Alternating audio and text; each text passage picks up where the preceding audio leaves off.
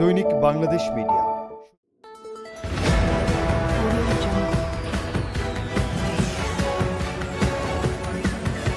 দৈনিক বাংলাদেশ মিডিয়া দেশ ও বিদেশের আজকের সকল খবরে আপনাদের সবাইকে স্বাগতম। সাথে আছি আমি মোহাম্মদ নফাত আবেদিন। শুরুতেই বাংলাদেশের শীর্ষ সংবাদ। হেফাজতের বিশাল সমাবেশে 12 দফা দাবি। নারীর অধিকার সংস্কারের বিরুদ্ধে ইসলামী দলগুলোর প্রতিবাদ। আদানি পাওয়ারের পাওনা পরিশোধে বাংলাদেশের অগ্রগতি। ভারতে আদানি পাওয়ার জানিয়েছে বাংলাদেশে তাদের প্রায় $900 মিলিয়ন বকেয়া পরিশোধে অগ্রগতি করেছে। ইতোমধ্যে $1.2 বিলিয়ন পরিশোধ করা হয়েছে এবং মাসিক কিস্তিতে বাকি অর্থ পরিশোধের আশ্বাসও দেওয়া হয়েছে। এবারে আন্তর্জাতিক শীর্ষ সংবাদ।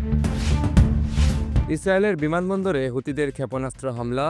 ইয়েমেনের হুতি বিদ্রোহীরা ইসরায়েলের বেন গুরিয়ন বিমানবন্দরের কাছে ক্ষেপণাস্ত্র হামলা চালিয়েছে। ইসরায়েল এই হামলার জন্য ইরানকে দায়ী করে প্রতিশোধের হুমকিও দিয়েছে। কাশ্মীরে হামলার পর ইরানের মধ্যস্থতায় ভারত পাকিস্তান উত্তেজনা নিরসনের চেষ্টা। কাশ্মীরের পাহেলগ্রামে 26 জন হিন্দু পর্যটক নিহত হওয়ার পর ভারত পাকিস্তানের মধ্যে উত্তেজনা বৃদ্ধি পেয়েছে। ইরানের পররাষ্ট্রমন্ত্রী পাকিস্তানে সফর করে এই সংকট নিরসনে মধ্যস্থতার চেষ্টা করেছেন।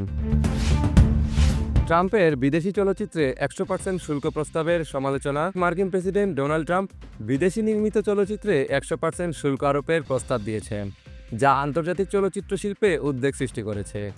সমালোচকরা বলছেন এটি আমেরিকান ব্যবসার জন্য ক্ষতিকর হতে পারে। পোপ ফ্রান্সিসের উত্তরসূরি নির্বাচনে সমাবেশ শুরু 7 মে। পোপ ফ্রান্সিসের উত্তরসূরি নির্বাচনের জন্য ভ্যাটিকানে 7 মে থেকে সমাবেশ শুরু হবে। কার্ডিনাল ক্রিস্টোফ শোনবর্ন সহ অন্যান্য কার্ডিনালরা সামাজিক মাধ্যমে সক্রিয় রয়েছেন। ইউরোভিশন 2025, সুইডেন ও অস্ট্রিয়া শীর্ষে। 17 মে সুইজারল্যান্ডের বাসেলে অনুষ্ঠিতব্য ইউরোভিশন 2025 প্রতিযোগিতায় সুইডেনের কেএজে এবং অস্ট্রিয়ার জেজে শীর্ষ প্রতিযোগী হিসেবে বিবেচিত হচ্ছেন। ধন্যবাদ সাথে থাকার জন্য। দৈনিক বাংলাদেশ মিডিয়া, সত্যের সন্ধানে সারাক্ষণ।